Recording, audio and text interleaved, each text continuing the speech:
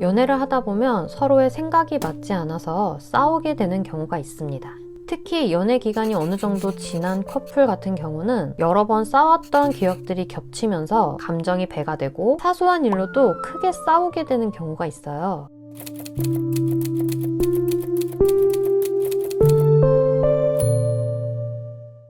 성향에 따라서 안 싸우기 위해 회피하는 경우도 있고, 안 싸우는 것이 무조건 좋다고 생각해서 감정을 숨기고 혼자 삭히는 경우도 있어요. 제가 15년 동안 연애를 해본 결과 싸움은 꼭 해보는 것이 좋습니다. 단 잘 싸워야 한다는 전제하에요. 오늘은 서로 상처되는 말로 후회만 남기는 싸움이 아니라 잘 싸워서 잘 해결할 수 있는 잘 싸우는 방법 3단계를 알려드릴게요. 1단계로는 한 템포 늦게 입을 여는 겁니다. 싸움이라는 건 안 좋은 감정들이 뒤엉키면서 생기게 되는데요. 짜증이나 서운함, 분노, 불안함, 배신감 이런 감정들이 폭발적으로 나온다고 볼 수 있어요. 그런데 폭발과 동시에 입으로 쏟아내면 안 돼요. 감정은 감정대로 폭발하게 두고 입은 닫아야 합니다. 생각이 정리되지 않고 이 안 좋은 감정들이 어디에서 시작됐는지도 모른 채 입을 열게 되면 의도와 다른 말들이 쏟아져 나올 수 있어요. 마치 화산처럼요. 이 1단계가 가장 어려운 부분인데, 감정이 끌어오를 때 모든 행동을 멈추는 게 중요합니다. 카톡을 하고 있다면 멈추시고요. 함께 있다면 잠시 혼자만의 시간을 갖는 것도 좋아요. 2단계는 분노의 뿌리를 찾는 겁니다. 첫 번째 단계에서 무사히 입을 닫고 감정을 쏟아내지 않는 것에 성공했다면, 그 다음은 이 감정이 어디에서부터 오는지 확인하는 거예요. 이 사람이 악의를 갖고 있었던 건지, 악의가 없었다면 어떤 부분에서 내가 기분이 상했던 건지, 말의 뉘앙스가 거슬렸던 건지, 내가 원하는 답이 있었는데 그것과 다른 답이어서 화가 났는지, 정확한 감정의 근원을 찾아내는 거죠. 3단계로는 나 대화법과 의견 나누기입니다. 2단계까지 성공했다면 상대방과 화가 난 주제에 대해서 대화를 나눠야 하는데요. 나 대화법이라고 많이 들어보셨을 거예요. 상대방의 행동을 비난하는 것이 아니라 내가 그 행동으로 인해서 갖게 된 감정을 설명하는 거죠. 내 분노의 시작이 어디인지 정확히 아는 상태에서 나는 A 부분에서 서운함을 느꼈다. 그런데 A가 한 번이 아니라 여러 번 반복되다 보니 내가 좀 받아들이기 힘들다 라고 말하고, 너는 A에 대해서 어떻게 생각해? 의 질문이 이어지면 의견 나누기까지 자연스럽게 진행이 됩니다. 이때 너는 어떻게 생각해? 라는 질문을 받은 상대방도 반드시 지켜야 할 것이 있는데요. 질문을 받은 주제에서 벗어나지 않는 겁니다. A를 어떻게 생각하냐고 물었는데 너는 B도 했었고 C도 했잖아. 왜 A 갖고 그래? 이런 식으로 접근하면 싸움의 재료가 더 늘어나는 거예요. 그러면 싸움이 더 커지겠죠? A에 대해서 질문을 받았다면 A에 대한 의견을 충분히 나누고, 내가 너무너무 억울해서 B와 C에 대한 문제도 지금 이 싸움으로 갖고 오고 싶다면 1, 2단계를 다시 거쳐서 B와 C에 대한 이야기도 새롭게 의견을 나눠보면 좋습니다. 사실 기분이 상하고 감정이 상할 때 이 3단계를 거치는 게 쉽지 않아요. 그렇기 때문에 1단계부터 많은 어려움이 생기는데요. 사실 감정이라는 게 잠시 시간을 두면 어느 정도 누그러지고, 조금은 이성적으로 문제를 바라볼 수 있는 시선이 생기기 마련이거든요. 이 3단계를 우리 커플만의 룰로 정해놓고 잘 활용한다면 연애를 하면서 싸움으로 인해 위기가 오더라도 잘 극복할 수 있고, 상대방에 대한 이해도도 충분히 높일 수 있는 시간이 될 거예요.